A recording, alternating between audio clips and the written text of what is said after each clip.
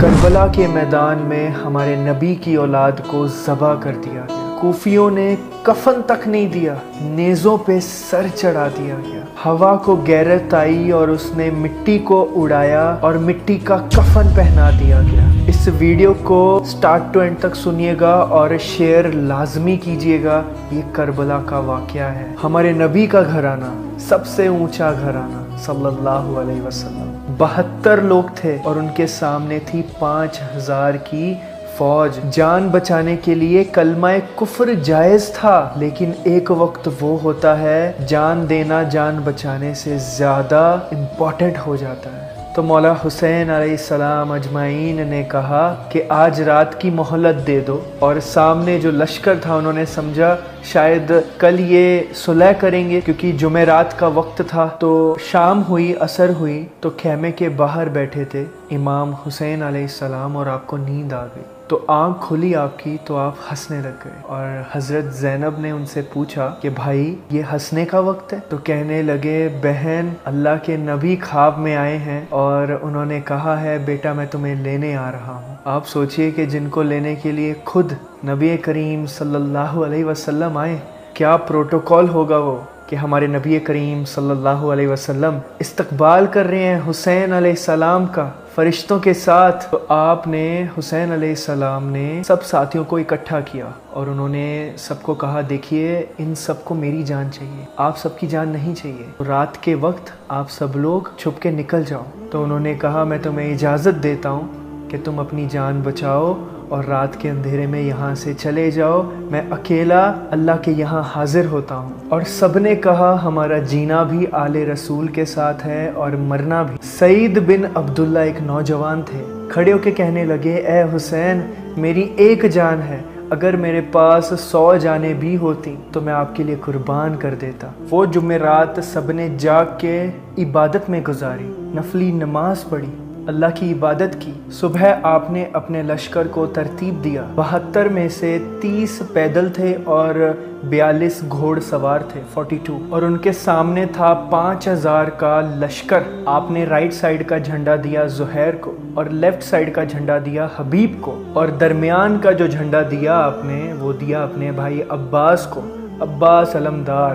تو انہوں نے کہا دیکھو ہم ایک امت ہیں، ایک کلمے والے ہیں، اور اگر تلوار نکل گئی تم ملت سے خارج ہو جاؤ گے۔ تم نبی کے نواسے کو قتل کر رہے ہو، میں نے کبھی کسی بے گناہ کو قتل نہیں کیا، تم کس جرم میں مجھے قتل کر رہے ہو؟ تو سامنے جو 5000 لشکر کا جو سرگنا تھا شمر، وہ کہنے لگا ہم نے تمہیں قتل کرنا ہے۔ کہنے لگے صدق اللہ و رسول، سچ کہا میرے اللہ اور اس کے رسول نے۔ آپ کے ساتھی کہتے کہ کیا کہا اللہ نے اور اس کے رسول نے؟ آپ نے کہا میں نے میرے نبی کریم صلی اللہ علیہ وسلم سے سنا تھا کہ میں ایک کتا دیکھ رہا ہوں کالے رنگ کا، جو کالا اور چٹا ہے مطلب وائٹ، وہ میری اولاد کا خون چاٹ رہا ہے۔ اور شمر کو پھل بیری ہو گئی تھی، وہ کالے سیاہ رنگ کا تھا، اور اس کے چہرے پہ اس کے بدن پہ وائٹ بلیک ایسے جیسے وہ ہوتا ہے نا ڈاگز، ویسا اس کا پورا جسم ہو گیا تھا شمر کا، اس ملون کا۔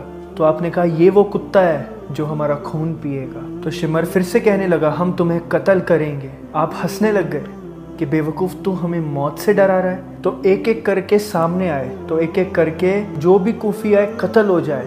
تو شمر جو سرگنا تھا 5000 لشکر کا، تو انہوں نے بولا ایک ایک کر کے جاؤ گے تو یہ لوگ سب کو مار دیں گے، اکٹھے حملہ کرو ان پہ، اور سب سے پہلے ان کے گھوڑوں کو قتل کرو۔ تو سامنے سے 5000 تیر ایک ساتھ گھوڑے پہ نشانہ سادھ کے گھوڑوں کو انہوں نے ایک ہی بار میں قتل کر دیا، اور گھوڑے سارے مر گئے۔ تو پھر اس کے بعد سارے پیدل ہو گئے 72، اور ایک کے سامنے آپ سوچئے 5000 کا لشکر ہے، ادھر 72، ایک کے سامنے 50 آدمی ہیں، کس طرح سے مقابلہ کریں گے؟ جب شمر نے اپنی فوج کو حکم دیا کہ ایک ایک کر کے حملہ مت کرو، سب اکٹھے جا کے حملہ کرو، تو لڑتے لڑتے نماز کا وقت ہو گیا، اور مولا حسین علیہ السلام اجمعین انہوں نے زہیر سے کہا کہ شمر سے جا کے کہو کہ نماز کا وقت ہو گیا ہے، مجھے نماز پڑھنے دو۔ آپ سوچئے کہ کوئی ہے گنجائش نماز چھوڑنے کی؟ وہ نبی کے نواسے تھے، مولا حسین علیہ السلام جنتی نوجوانوں کے سردار، اگر نماز چھوڑنے کی گنجائش ہوتی تو انہیں ہوتی، क्योंकि वो तो जन्नती थे। कہا شمر سے کہو مجھے نماز پڑھنے دے۔ کیا اس کے بعد بھی ہمارے نبی کی امت کہہ سکتی ہے کہ میں ڈیوٹی پہ ہوں، میں آفس میں ہوں، میں گاڑی چلا رہا ہوں، میرا ایگزام ہے، میں بیمار ہوں، مجھے صبح صبح اٹھا نہیں جاتا ہے، بزنس میں بہت ساری ٹینشنیں ہیں، دکان میں بہت رش ہے، اسی لیے نماز نہیں پڑھ سکا، گنجائش ہے؟ تو آپ نے شمر کو پیغام پہنچایا تو شمر نے کہا ہم آپ کو نماز میں بھی قتل کریں گے۔ آپ نے کہا آدھے نماز پڑھو اور آدھے ان سے جنگ کرو۔ سوچئے یہ کیسی نماز ہوگی کہ جس میں سامنے سے تیر آ رہے ہیں، نیزے آ رہے ہیں، آوازیں آ رہی ہیں تلواروں کی، اپنے بندے شہید ہو رہے ہیں اور حسین علیہ السلام اجمعین نماز پڑھ رہے ہیں۔ کیسی نماز ہوگی وہ؟ اور پورا بدن خون سے بھرا ہوا ہے، اپنے خون سے بھرے ہوئے خون سے تیمم کیا انہوں نے مٹی سے اور نماز پڑھی۔ تو جب انہوں نے اللہ اکبر کہا ہوگا تو زمین اور آسمان میں کیسی ہلچل مچی ہوگی آپ سوچ سکتے ہیں۔ اور جب اپنا سر زمین پہ رکھا ہوگا سجدے میں تو وہ زمین کا کیسا منظر ہوگا، وہ زمین کی کیسی چیخیں ہوں گی، اور فرشتے بھی دیکھ رہے ہیں اس نماز کو۔ 1450 سال کے آس پاس کا وقت ہو چکا ہے پر ایسی نماز آج تک نہیں ہوئی ہے جیسی کربلا کے میدان میں ہوئی تھی، اس کربلا کی مٹی سے تیمم کر کے۔ کربلا سے کیا سیکھتے ہیں ہم؟ اللہ کے حکم پہ قربان ہو جاؤ۔ مولا حسین علیہ السلام اور ان کے ساتھی آج بھی امر ہیں۔ آج بھی مولا حسین علیہ السلام کی قبر پہ، ان کی مزار پہ کتنے لوگ فاتحہ پڑھنے جاتے ہیں، کتنے لوگ۔ اور آپ دیکھیں یزید کا نام و نشان مٹ گیا، اس کی قبر تک نہیں پتا کسی کو۔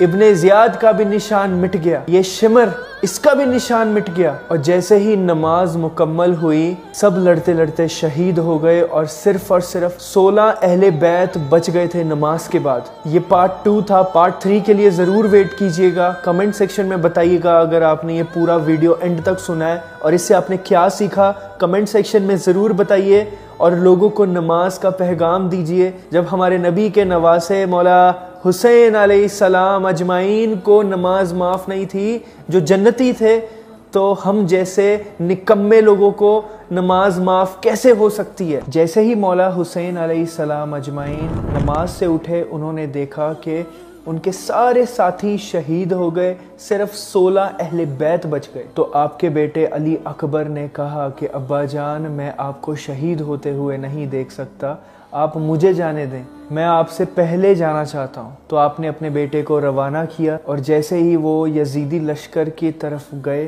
تلواروں کی گرفت میں آ کے شہید ہو گئے۔ اور پھر حضرت حسن کے بیٹے عبداللہ آئے، کہنے لگے چاچا میں آپ کو شہید ہوتے ہوئے نہیں دیکھ سکتا، پہلے مجھے جانے دیں۔ آپ دیکھیے ایک ایک کر کے یہ کوئی بکرا ذبح نہیں ہو رہا، یہ ہمارے نبی کی اولادیں ذبح ہو رہی ہیں صلی اللہ علیہ وسلم۔ پر اس سے ہمیں کیا سیکھ ملتی ہے؟ بہت سارے لوگ حضرت حسین علیہ السلام کو مظلوم پیش کرتے ہیں، بٹ اگر آپ کربلا کے واقعہ سے ایک سیکھ حاصل کرو گے تو ہمیں کیا سیکھ ملتی ہے کہ دشمن چاہے جتنا مرضی بڑا ہو، سامنے چاہے جتنے مرضی بندے کھڑے ہوں، ہمیں اللہ کا رستہ چننا ہے، ہمیں حق کے لیے آواز اٹھانی ہے، ہمیں برائی کے سامنے سر نہیں جھکانا۔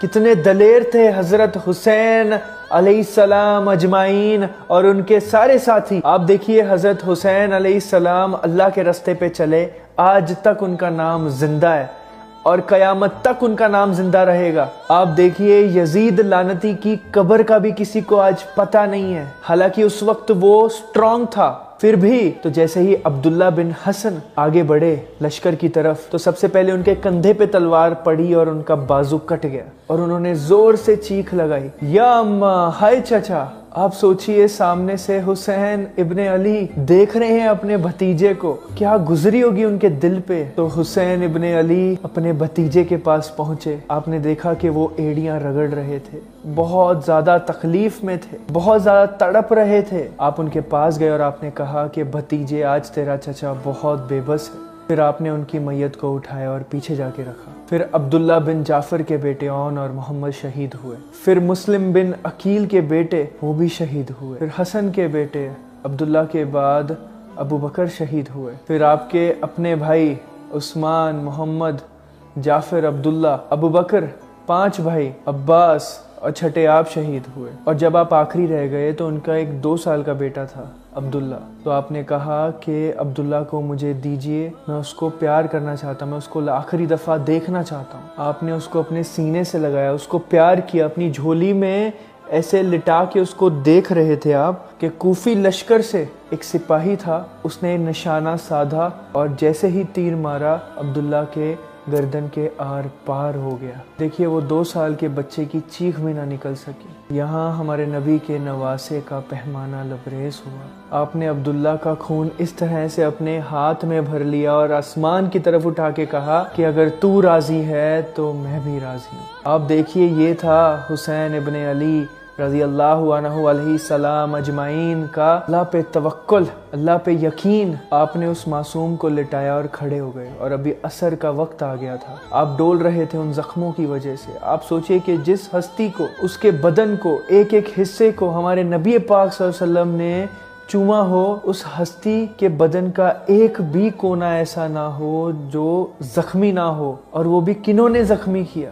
یا اللہ، آپ حسین ابن علی زخمی حالت میں لڑ رہے تھے سب سے۔ اس ویڈیو کو لازمی شیئر کرنا، بیکاز لوگوں کو پتہ چلنا چاہیے کہ حضرت حسین علیہ السلام اجمعین ایک بہادر شخص تھے۔ انہوں نے ظالم کے آگے سر نہیں جھکایا، انہوں نے ظالم کا سامنا کیا، انہوں نے نماز نہیں چھوڑی، انہوں نے اللہ کا رستہ نہیں چھوڑا، چاہے جتنی مرضی تکلیفیں آئیں ان کے رستے میں۔